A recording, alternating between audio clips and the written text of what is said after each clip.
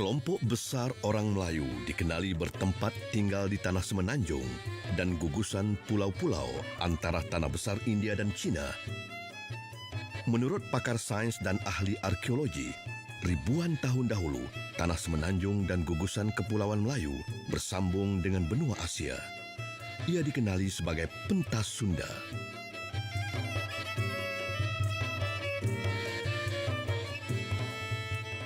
Apabila dunia mengalami pemanasan global di hujung zaman air batu dahulu, maka pentas Sunda tenggelam membentuk pulau-pulau dan satu perairan yang dangkal. Kalau mengikut kajian-kajian yang terakhir ini mengatakan mereka itu dari kalangan orang yang dipanggil bangsa Austronesian. Austronesian ataupun kalau dulunya kita gunakan istilah Melayu Polynesian.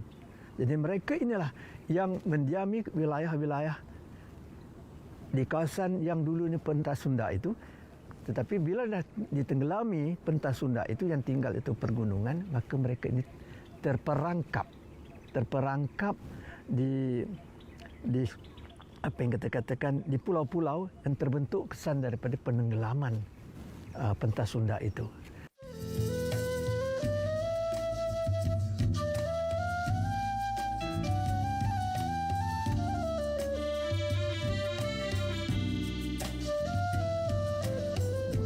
Sebelum bangsa-bangsa asing tiba di alam Melayu, orang Melayu tidak kenal pertanian.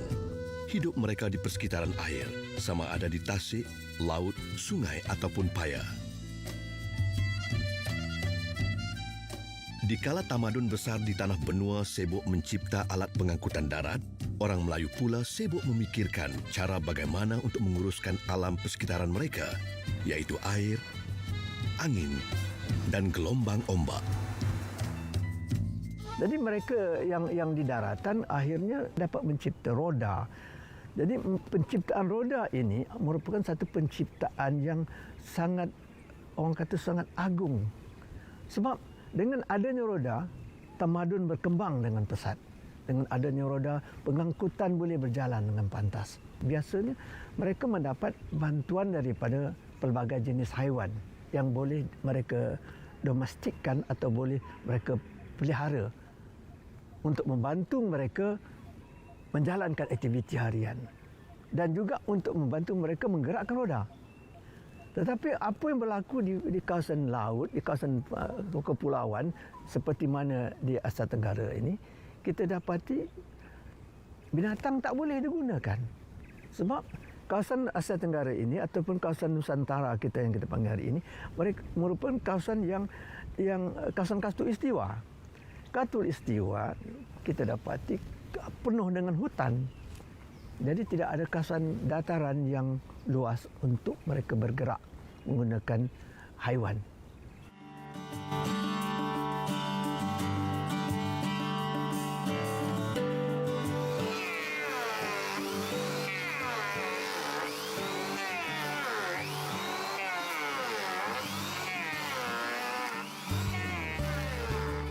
Ketika tamadun benua mencipta roda dan mempergunakan binatang untuk kemajuan pengangkutan mereka, maka lain pula pencapaian tamadun orang Melayu.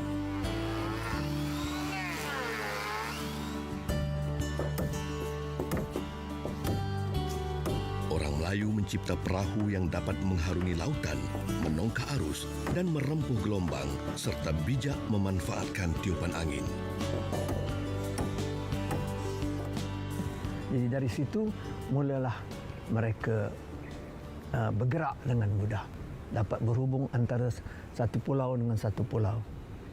Dari perahu-perahu yang kita panggil perahu lesung ataupun duck out canoe itu, maka mulalah terbina perahu yang lebih besar. Justru kerana itu kita dapati sampai hari ini orang Melayu secara tekniknya membina perahu tidak mempunyai alat pengimbang. Tak ada sesuatu yang mengimbangnya kecuali orang Melayu yang tinggal jauh sikit daripada Selat Melaka dan laut yang lebih luas. Perahunya itu punya pengimbang yang kita panggil cadik itu.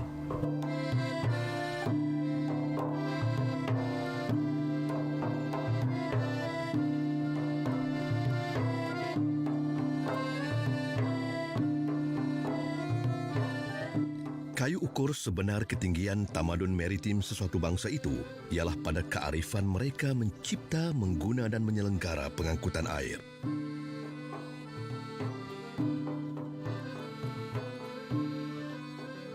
Bangsa Melayu menguasai ketiga-tiga hal ini. Demikian menurut Tuan Haji Yusof Abdullah, mantan pengarah Museum Negeri Terengganu. Saya selalu sebut ini, kehebatan dalam ilmu kelautan ni ada 3 aspek. Yang pertama, teknologi pembuatan. Ini merupakan satu ilmu yang penting lah. Okay? Dia tahu dengan alam dia, dia akan bentuk pengangkutan yang sesuai untuk itu. Yang kedua, dia tahu mengendalikan. Kalau kita ada bot, dia tak tahu mengendalikan, maka tidak bermakna pada kita. Sedangkan kawasan-kawasan pelayaran kita tu bukan dekat. Penggunaan bot kita di lautan luas, dalam selat, dalam sungai, macam-macam. Okay. Yang ketiga, kita tahu bahawa bot apa-apa saja yang kita buat ni dia tak tahan lama akan mengalami kerosakan dan sebagainya. So dia tahu kaedah bagaimana nak menyelesaikan kerosakan dan sebagainya untuk dia meneruskan bot itu begitu dalam. Jadi kalau kita tengok yang nenek moyang kita ni orang dahulu ni memang dia hebatlah. Ilmu dia ni 3 dalam 1.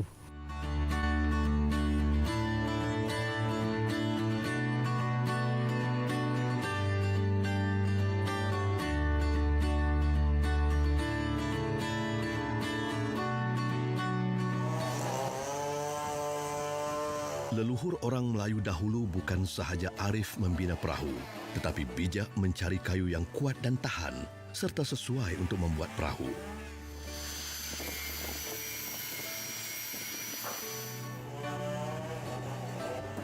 Bahkan mereka juga pandai mencipta peralatan tukang untuk membuat perahu.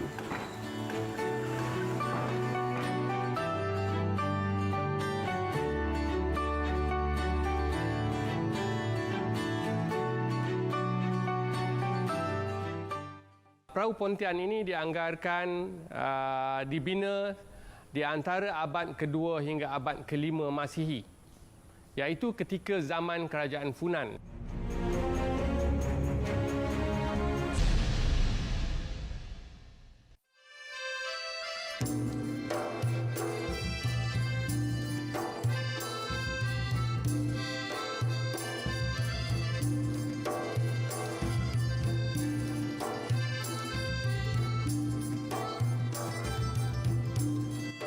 Pada abad kedua Masihi, pelaut Melayu sudah terkenal menguasai laut-laut di sekitar gugusan kepulauan di Asia Tenggara hingga ke selatan China dan pantai barat India.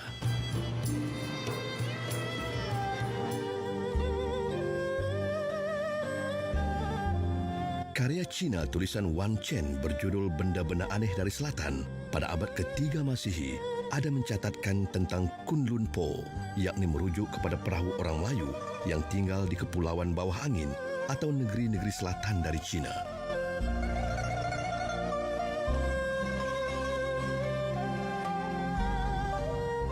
Dicatatkan ukuran besar kapal, jumlah penumpang dan muatan kargo, serta bentuk dan susun atur layarnya yang membolehkan Kunlun Po berlayar tanpa mengelak angin kencang dan ombak besar. Bahkan dapat berlayar dengan kelajuan yang tinggi. Sayang sekali, tiada dibuat lakaran bagaimana rupa bentuk perahu Melayu itu.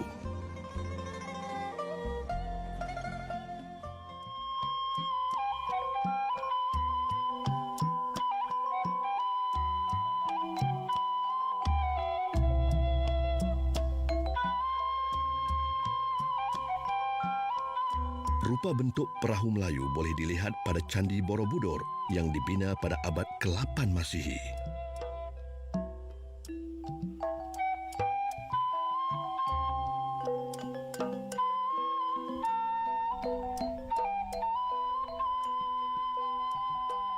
Pada dinding batunya terukir 10 relief kapal, iaitu 6 kapal besar dan 4 kapal kecil.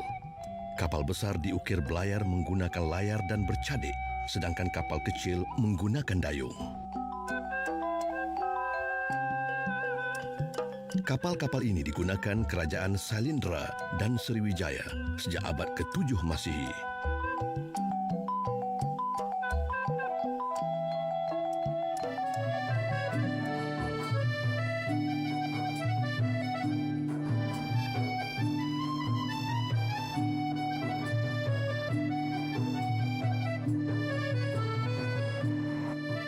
Selain ukiran di Candi Borobudur, sebenarnya di Museum Sultan Abu Bakar ada tinggalan sebuah perahu Melayu yang lebih tua, yaitu Perahu Pontian.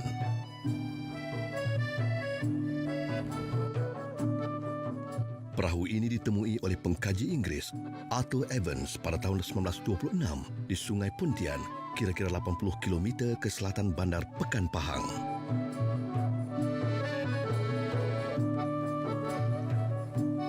Ujian pentarihan karbon ke atas kayu yang digunakan untuk membuat perahu Pontian didapati berasal antara tahun 260 hingga 430 Masihi.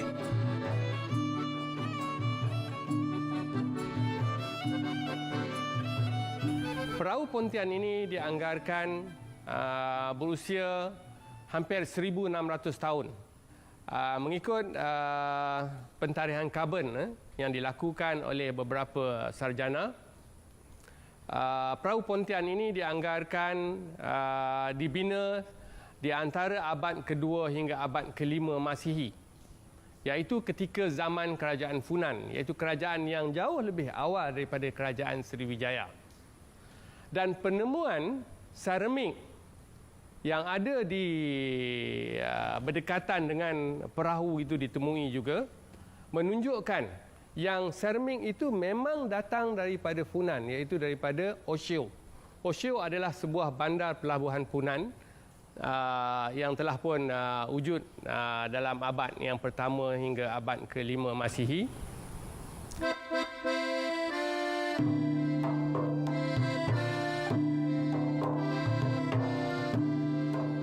Sisa tinggalan perahu Pontian yang ditemui adalah 4 batang kayu yang dipercayai bahagian papan dinding perahu dan 1 papan linggi, sama ada linggi belakang atau hadapan.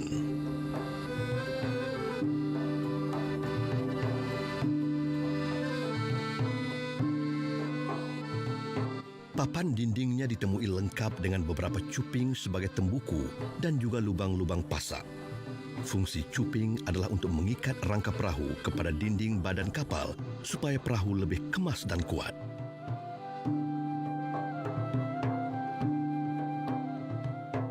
Satu lagi keunikan perahu Pontian ialah gabungan teknologi kuno dan moden dalam cara pembuatannya. Perahu Pontian ini, cara binaannya walaupun telah berusia lebih 1,600 tahun, tapi cara pembinaannya agak menarik sebab ia telah menggabungkan teknik pembinaan perahu ataupun kapal yang kuno dengan teknik yang jauh lebih maju. Teknik yang agak kuno dalam pembinaan kapal adalah dengan cara mengikat dinding-dinding perahu ini dengan tali daripada pokok palma seperti pokok hijau ataupun rotan ataupun tali sabut.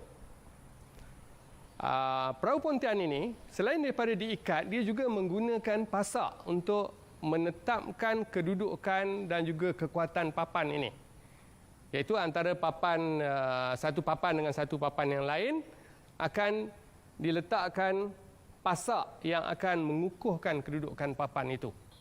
Teknologi pembinaan yang menggunakan pasak inilah yang sekarang ini diteruskan oleh pembinaan perahu-perahu tradisional Melayu, sama ada di pantai timur seperti di Terengganu, sehinggalah di Sulawesi, di Indonesia.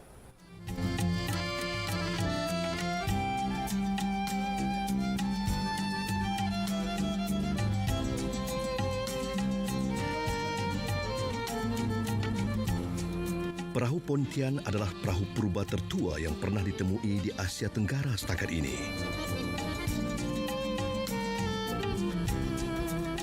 Penemuannya adalah sebahagian daripada bukti kajian arkeologi maritim yang mampu menjelaskan kewujudan pelabuhan purba, perahu dan kapal purba di rantau Asia Tenggara. Lebih tepat lagi, ia dapat merungkai sejarah dan legasi maritim semenanjung Tanah Melayu. Pentingnya perahu Pontian ini dalam sejarah ataupun legasi maritim di alam Melayu ini ialah perahu Pontian ini adalah perahu tempatan, iaitu perahu daripada alam Melayu, kerana papan yang digunakan atau kayu yang digunakan untuk membuat perahu ini adalah dari jenis merawan, iaitu sejenis kayu yang ditemui di hutan alam Melayu ini, dan pasak yang digunakan untuk menguatkan dinding-dinding perahu ini adalah daripada jenis medang yang juga kayu yang biasa ditemui di alam Melayu ini. Jadi ini boleh dikatakan perahu tempatan, tapi ia telah digunakan untuk pelayaran jarak jauh, iaitu merentas Laut Cina Selatan hingga ke Indochina dan mungkin ke pelabuhan-pelabuhan di seluruh alam Melayu ini. Dan jika perahu ini perahu tempatan, besar kemungkinan bahawa pengendalinya ataupun awak-awaknya juga adalah orang-orang tempatan. Dan ini memberi satu gambaran kepada kita bagaimana orang-orang tempatan dan perahu tempatan sendiri terlibat dalam perdagangan antarabangsa satu masa dahulu.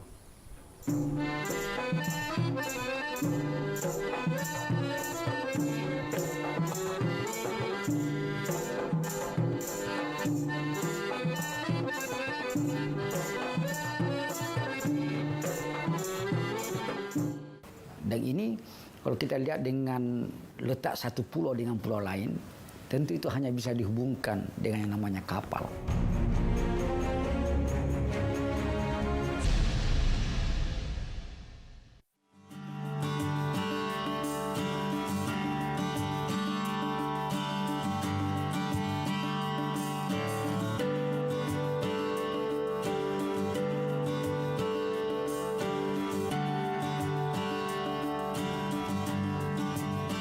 Pencapaian terbesar dalam tamadun kelautan adalah kemampuan membina pengangkutan air berbagai saiz, bentuk dan fungsi yang disesuaikan untuk pelayaran jarak dekat ataupun jarak jauh.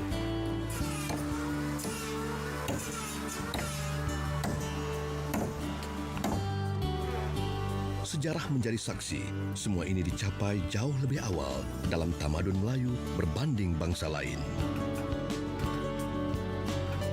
Jadi kalau kita berbicara tentang maritim untuk dunia Melayu, mungkin kita bisa kembali ke masa kegemilangan Kerajaan Sriwijaya di abad-abad yang ke-7. Ketika itu wilayah pengaruh kekuasaan mereka sampai ke Kamboja, ke Thailand, sampai ke Indonesia bagian timur. Itu masa kegemilangan dari Kerajaan Sriwijaya. Dan ini kalau kita lihat dengan letak satu pulau dengan pulau lain, tentu itu hanya bisa dihubungkan dengan yang namanya kapal.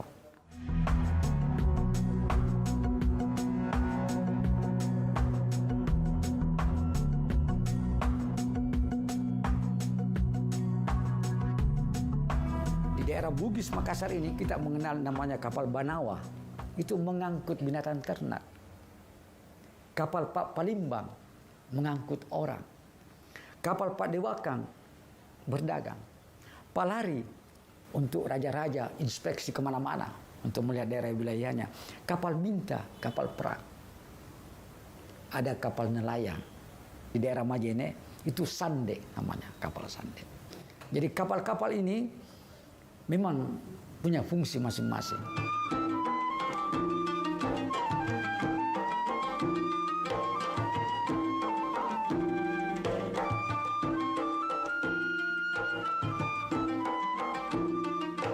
Kemajuan kerajaan-kerajaan maritim Melayu sejak era Empayar Funan hinggalah zaman Kesultanan Melaka bukan sahaja kerana pengangkutan air tetapi didukung oleh perdagangan.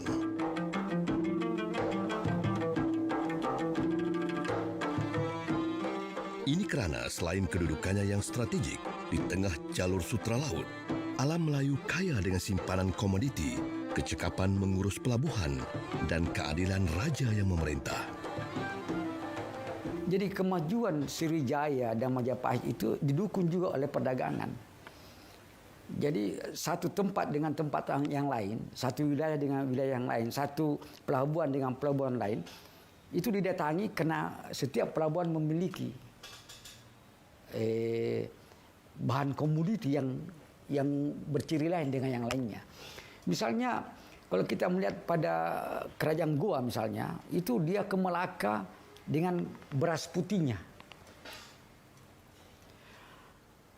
Kerajaan Majapahit pergi ke Luwu di Sulawesi Selatan itu karena besinya.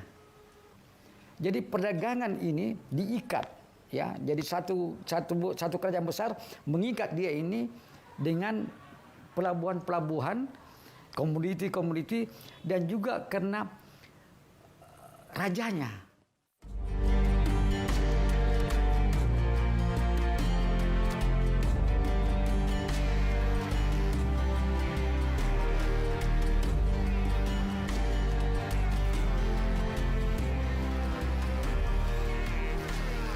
Ketika tamadun besar di tanah benua sibuk mencipta roda sebagai alat pengangkutan darat, orang Melayu pula berjaya mencipta alat pengangkutan air yang mampu menjinakkan angin kencang, arus deras dan gelombang ombak yang ganas.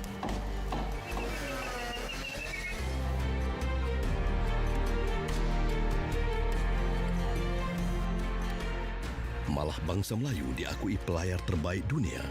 Mereka adalah pelaut yang berani dan handal serta berkemahiran tinggi sebelum orang-orang Cina berani belayar jarak jauh merentas samudera dari timur ke barat.